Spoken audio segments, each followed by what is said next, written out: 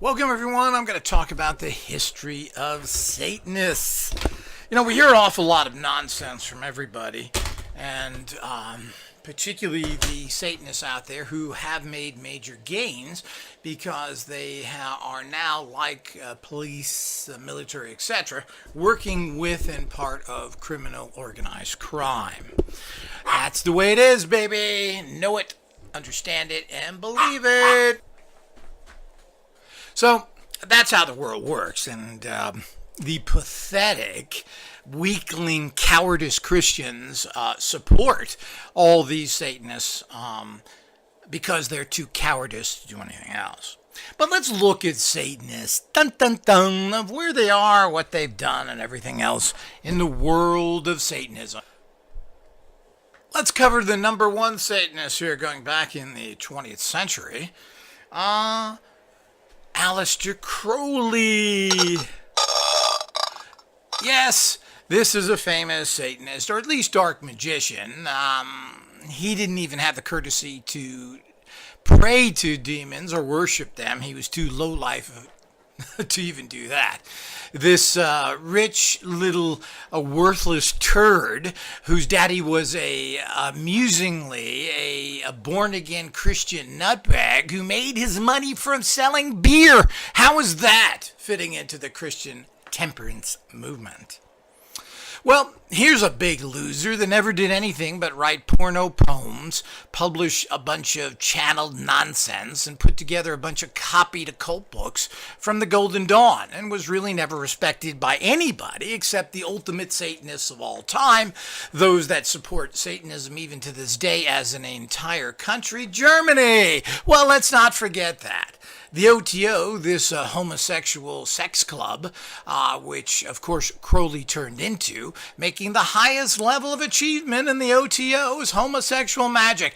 This is the facts. Because Crowley was a homosexual and, of course, was afraid to come out as that because it was illegal to be a homosexual in Great Britain until, believe it or not, 1969, when they finally changed those laws. They persecuted a person who saved millions of lives, breaking the German codes because homosexuality was illegal. And this person apparently propositioned a homosexual prostitute and, of course, was then castrated chemically and soon died after. So typical of Britain, which is the homosexual capital, at least propagating it along with its Muslim neighbors or their Muslim ancestors, which so many Brits are. So let's remember that the Germanic thread goes back to Arabs. So as we move on, oh, you don't know what you're talking about? Get your facts straight, boobs. So the whole idea is that, let's talk about the next one up from him. So there's always been these deep, dark orders, usually based in child molestation and other disgusting acts. So of course, what were they? People somehow can't believe or are surprised that criminals would be saying, well, of course they would be. I mean, it doesn't make any sense that they wouldn't be. The problem is more as those people wearing robes of priests, particularly Catholics, who really have been infiltrated by the Satanists and made into their child molesting freaks that the Catholic religion, or the Roman Catholic religion in particular, has changed into. So we go up to the modern day, the 20th century big shot, Anton LaVey. Ooh. Well, here's another guy who rode the wave of popularity for maybe 10 to 20 years at the very most, got some little producing credits, got a few bit parts in movies. I'm afraid that doesn't make you much money or very popular. By perpetrating his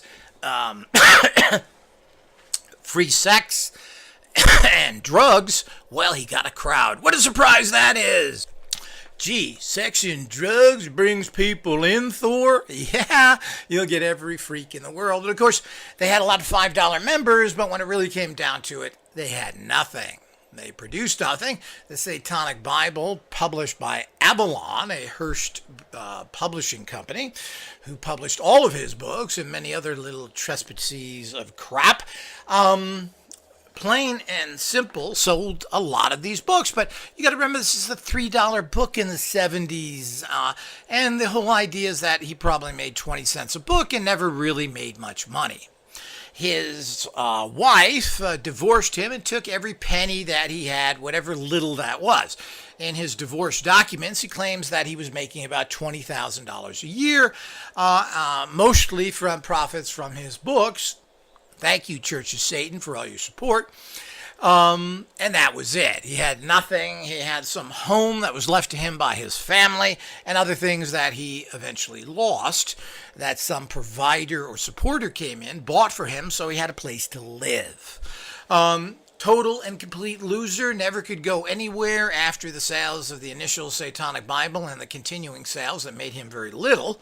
There was never any money there. His future books didn't do anything. His church didn't get any members of any value. They started to be very troublesome members, criminals that started to be arrested, etc.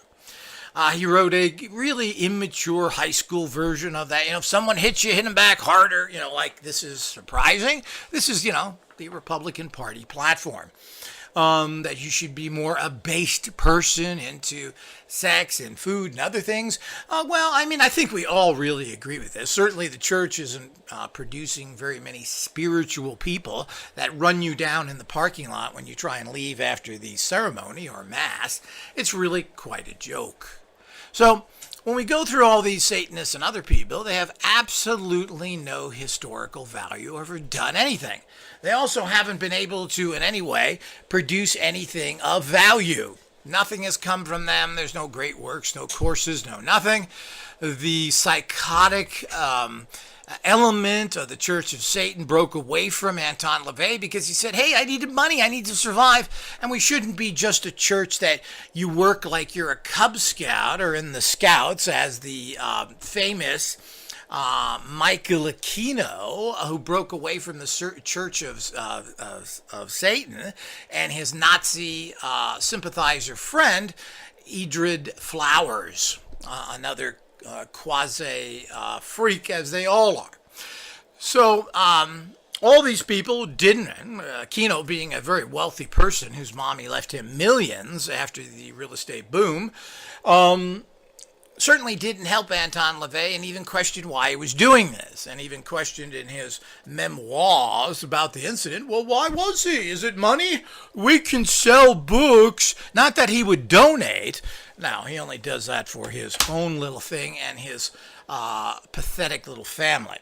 So the whole idea is that as this happened, he didn't have enough money to sustain anything. He died in poverty, in filth, as most of these people do. So it's really hard to say. I'm sure he didn't have the money for his drug excesses, and certainly wasn't known to have any great female company or whatever he chose to have in his San Francisco pad. So we add up to a person who eventually was able to survive only because somebody bought the house and let him live in it that he owned before. His wife took everything that he possibly can. Certainly a person not of power, if that happens to you. She has lived a right, proper life after that, as well as his daughters who have deserted him as well.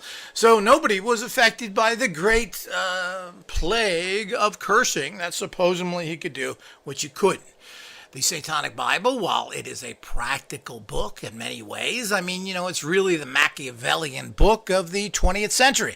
It's really not overly shocking or surprising, except for some little details he threw in. Why did people join the Church of Satan? Or they really didn't. They got a $5 card. It was popular those days, and I don't know, while these little pot-smoking, little drug-taking weasels that joined the church, I'm sure passed their little card around after they were high. So the point is that nothing was done. Anton LaVey didn't achieve anything, didn't affect anything. It was a fad at the time. He had certain celebrities like Sammy Davis Jr.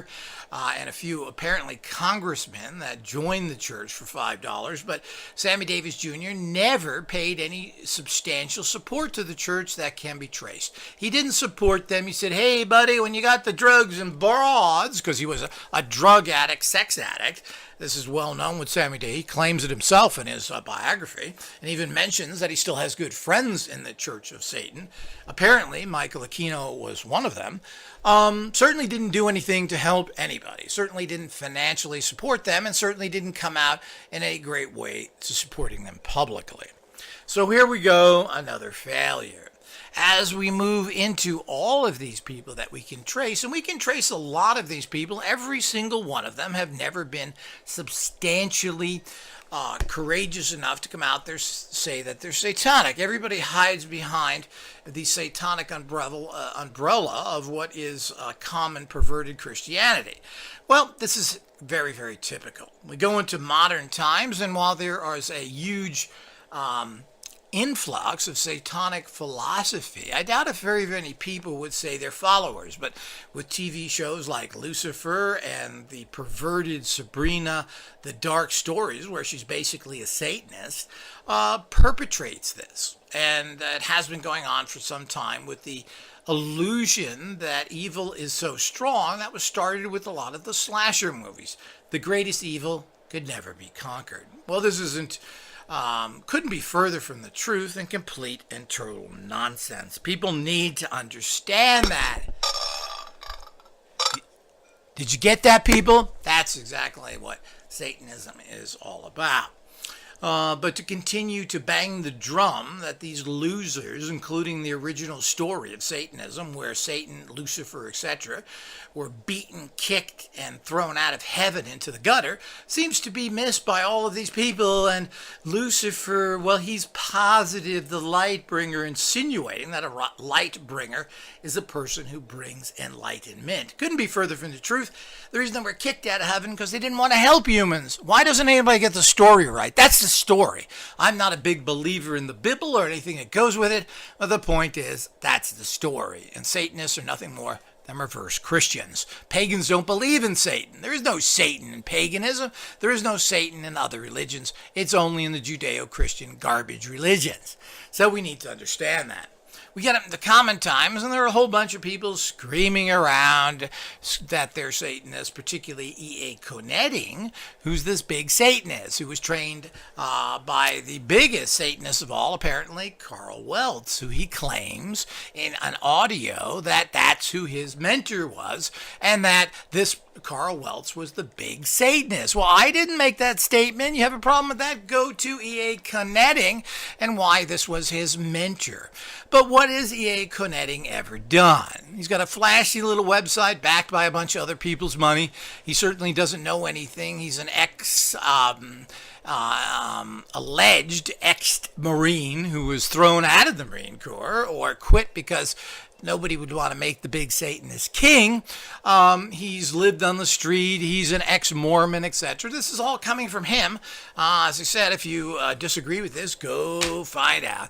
The point is that what has he done? He's got a little slick thing. He's selling a few hundred books. Whippy-do.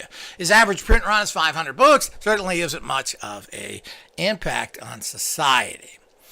He was then arrested for firearms and drugs, which is still pending apparently as of this time. But certainly is not a person of fantastic power.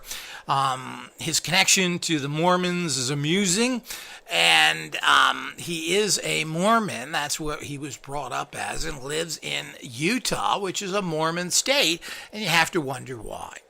So all of these things move on. Certainly hasn't done much for anybody. He's made a mediocre living. He doesn't seem to be rich. He doesn't have fancy cars. He doesn't have fancy houses. He has a mediocre lifestyle and mediocre income. And you got to remember there's a whole bunch of people behind him. There's people assisting him on every level. And of course, these people put together this group of people that he works with to achieve what? Who really cares what he does, what he writes about? So this whole area of dark Satanism that people have bought into because of the impotent cowardness of Christianity certainly is understandable. If you're never going to come out and make movies about the real champion, St. Michael, and how he beats and crushes every demon, and the positive forces of Christianity around the world, well, all we see is pictures of beheaded Christian children by the Muslims and other things, and the Pope comes out and blesses them. Trillions of dollars, and he's doing nothing whatsoever to counter the murder of Christians and the proliferation of a very demonic religion, which Islam is. So that's how things sit. That's the 21st century. That's what Satanism is all about, and for some reason, you don't get it.